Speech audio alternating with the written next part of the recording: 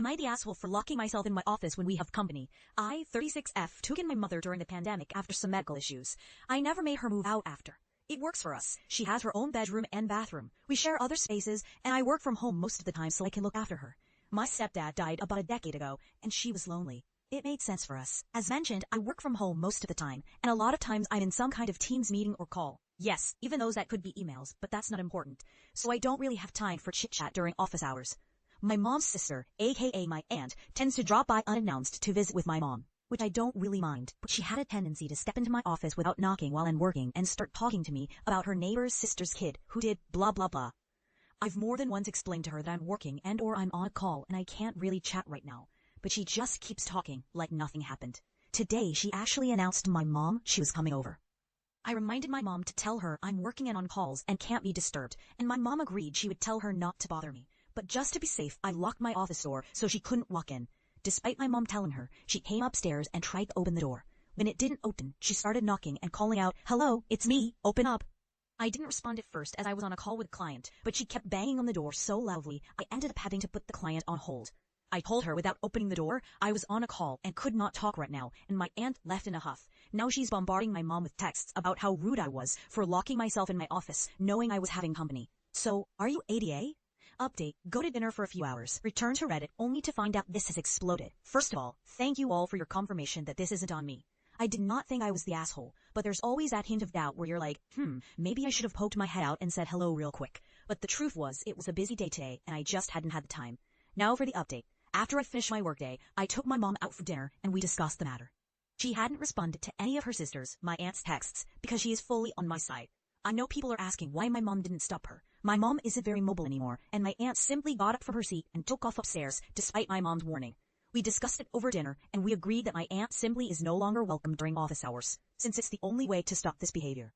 Either she can pick up my mom to go to a coffee shop and talk, come after office hours, or come over on the one day I work in office.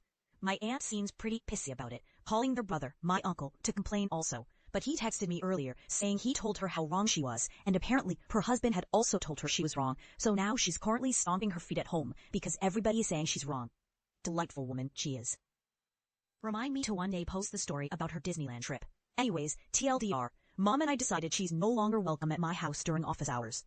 Update to the update. This is the Cliff Notes version of the Disneyland story. She has twin boys, and for their birthday, she booked a trip to take them and one of their friends out to Disneyland. The friend ended up canceling last minute and told me if I paid the friend's share, I could go. Reasonable enough. I figured why not. I was 16 at the time. This story is like 20 years old. I'm European, so this is Disneyland Paris I'm talking about. And I'm not from France, so this is an international trip. This becomes important later. My cousins are maybe Kenish at this point. So anyways, we're in the parks, and she has been a menace all trip already, but I'm dealing with it. It's the last day, about 5 hours before we have to take our train back home. International traveling train, with customs, etc. Like a plane would be, only less boarding time. One of my cousins wants to go on the rock and roll roller coaster, the other one doesn't. The line is like 5 minutes or less, so my aunt tells me to go with him, and she'll wait at the exit with our bags. So I leave my bag containing my phone, my ID, my money, everything in her care. 10 minutes later, me and my cousin get out of the ride, and she is gone. So I start looking around, cannot find her, after half an hour of waiting. Maybe they went to the bathroom or something, still nothing. We go check the bathrooms, neighboring rides, the works, no aunt. I have no phone on me to call her, and with us having to leave for the train in 4 hours, I get nervous. I'm a 16-year-old with a 10-year-old at my hand, and no money, no ID, no phone, nothing. So I decide to go to the Lost Kids department and explain my situation. They end up calling her through the park's intercom. Another hour goes by, no aunt. I remember my dad's phone number back home, so I use Disney's landline to call him.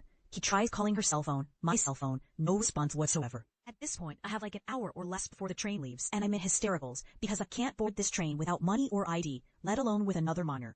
My cousin at this point, seeing my panic, is crying his eyes out, so I'm also dealing with a scared child. I'm barely an adult myself. My dad eventually tells me it makes no sense for him to drive out to Paris right now. To go back to our hotel, he'll pay for another night and he'll come pick us up in the morning.